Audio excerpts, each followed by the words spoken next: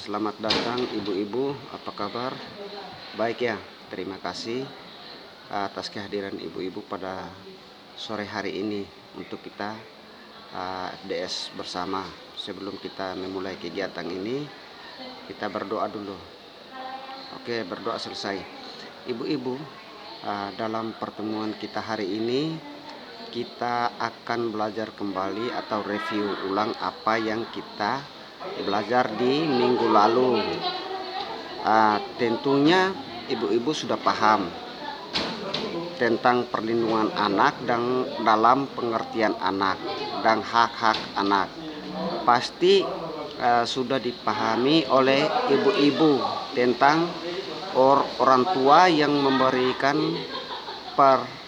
perhatian kepada anak agar anak tidak terlantar, dan ibu-ibunya juga sudah pahami tentang hak-hak anak, yaitu hak hidup, hak untuk dilindungi, dan lain sebagainya.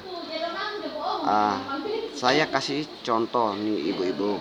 Jika anak tidak dilindungi, maka ada lembaga-lembaga tertentu yang dapat memperhatikan anak. Salah satunya mereka akan dikirim ke LKSL, Lembaga Kesejahteraan Sosial Anak. Itu sangat penting ya ibu-ibu.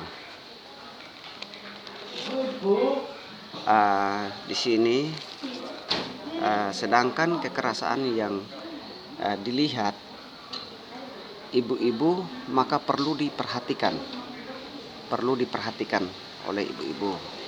Adanya kekerasan pada anak, eksploitasi pada anak, pelantaran pada anak, pembahayaan pada anak.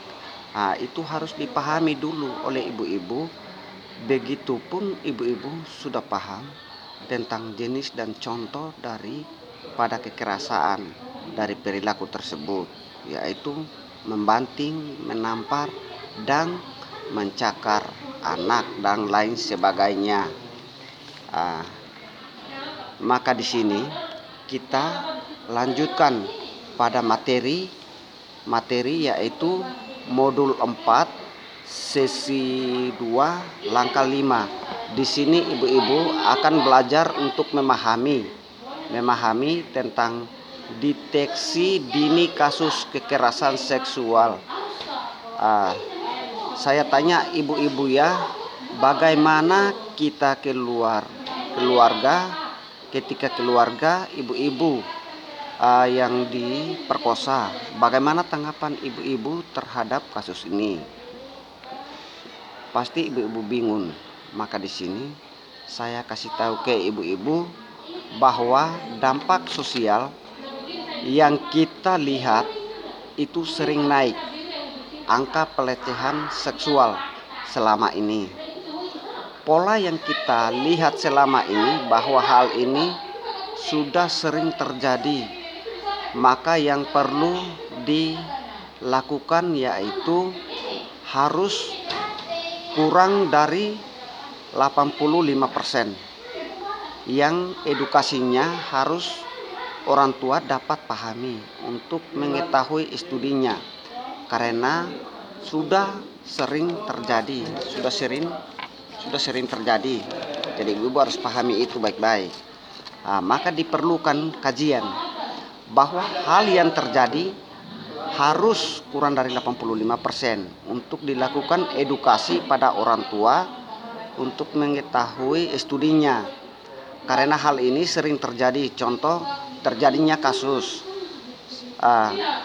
dalam keluarga sendiri atau orang-orang terdekat yang melakukan kejahatan seksual melalui kasih sayang. Itu dipahami dulu karena sudah banyak studi yang dilakukannya.